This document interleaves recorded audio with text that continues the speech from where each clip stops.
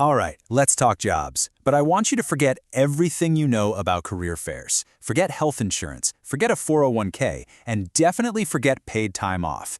Today, we're diving into the job market of the 41st millennium, and trust me, the only real guarantee is that things are about to get so much worse. Seriously, what's the worst job you can possibly imagine? Go on, think about it for a sec. Maybe it's spending 8 hours a day in a windowless cubicle staring at a spreadsheet. Whatever it is, I want you to lock that image in your mind. Because where we're going, that nightmare job of yours, well, that's considered a cushy gig. That's the dream. Yeah. In the 41st millennium, it is so much worse. See, this is a future where the entire galactic economy, the whole of human civilization, runs on one simple, brutal principle. In the grim darkness of the far future, there is only war. And you know what that means, right? A never-ending war means there are always job openings. A lot of them. But these are the kinds of jobs you wouldn't wish on your worst enemy. So let's kick things off with the most common entry-level gig you can get in the Imperium of Man. We're talking about being a soldier in the Astra Militarum. You probably know them as the Imperial Guard. They're humanity's first line of defense, which sounds kind of heroic, right? Well, for pretty much everyone who signs up, it's also their last. So what's your first major performance review look like? It all comes down to this number right here. 15 hours. Yep, that's an infamous stat that comes from a particularly nasty war zone, where 15 hours was the average life expectancy for a fresh recruit. Think about that. From the second you step off the transport to the moment you get turned into a fine red mist, you've got about 15 hours. Good luck. So how do they get you ready for a career that's shorter than a weekend binge watch? Well, it's not with some elite months-long training program, that's for sure. If you're one of the lucky ones, you might get a few weeks to learn the essentials. Basically, point your gun this way, march in a straight line, and most importantly, do exactly what you're told without thinking. You're not really being trained to be a soldier, you're just being processed. You're living, breathing ammunition. And life on the front line? Oh man, it's just miserable. For food, you get something called corpse starch, and yeah, it is exactly what you think it is. Your water looks and tastes like mud. The guy giving you orders, he'll shoot you himself if you even think about running away. And the enemy? You're up against everything from giant muscle-bound monsters to swarms of galaxy-eating bugs to actual literal demons from hell. And the brilliant military strategy you're taught? Stand in a line, shoot your gun, and pray that the mountain of your dead friends is big enough to slow the enemy down for a few seconds. But here's the part that's really hard to wrap your head around, the sheer scale of it all.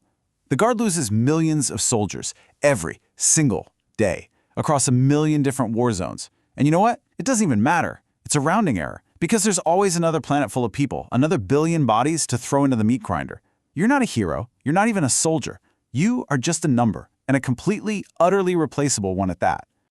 Okay, so let's say you somehow survive. Or maybe you don't even go to war. Maybe you just commit some petty crime. Or, honestly, just have some really, really bad luck. Well, the Imperium might have a new career path for you. A promotion of sorts. Welcome to your new life as a servitor. So what is a servitor? Well, you take a living, breathing person and you scoop out their brain. You remove their thoughts, their memories, their personality, everything that makes them them, and you replace it all with a computer chip. You turn them into a cybernetic slave, a flesh and blood robot. These things are the backbone of the Imperium. They do everything. They mop the floors, they serve drinks, they load the gigantic cannons on warships. But why? Why do something so unbelievably grotesque? It all comes down to a really messed up loophole in their religion. See, way back, humanity created thinking machines, true AI, and those machines rebelled and nearly wiped everyone out. So now AI is the ultimate taboo, it's forbidden. But a servitor, well, technically it's still human, right? It's got organic parts, it can't think for itself, it can't rebel. So in the completely warped logic of the Imperium, servitors are totally okay. In fact, they're a necessity. And you can bet the process of making a servitor is just as awful as it sounds. The tech priests who do the work have this charming belief. They often skip the painkillers entirely. Why? Because they believe that unimaginable pain purifies the body. It burns away sin and makes the flesh more receptive to all the metal parts they're about to bolt onto it. Just insane. But this is where it goes from horrifying to pure nightmare fuel. The brain wiping, it doesn't always take. It's not a perfect science. There are these stories, these little glitches. A servitor might whisper a name from its past life, or sometimes they've been seen crying, weeping oily tears. And what that suggests is just chilling. It means some of them might still be in there, fully aware. A conscious mind trapped in a body it can't control, forced to do the same task over and over, forever, without even the ability to scream. You'd think being a conscious prisoner in your own robot body is rock bottom, right? Oh, you are seriously underestimating the Imperium's talent for inventive cruelty. Let's fire off a few more promotions that are really just creative ways to die. Okay, first up, Warp Engine Refueler. Your job description is simple. Put on a paper-thin radiation suit, sprint into a starship's live, unshielded reactor core, which is blasting out enough energy to power a city, and then you manually jam new fuel rods into place before you literally melt into a radioactive puddle on the floor. The only real question is if you last 60 seconds or 120. And you might be asking, why on earth would this job exist? The answer is peak Imperium logic. They lost the instruction manual for the automatic loader thousands of years ago, and the tech priests are so terrified of angering the spirit of the machine that they won't even try to figure out a new way. Robots and drones, the radiation fries their circuits in the nanosecond, so the only solution they have is to just keep sending in disposable people. Problem solved. Now, it's not just the average Joe who gets these awful jobs. What happens when one of the galaxy's greatest heroes, a literal superhuman space marine, gets smashed to pieces on the battlefield but is just too valuable to let die? Well, he gets a special honor.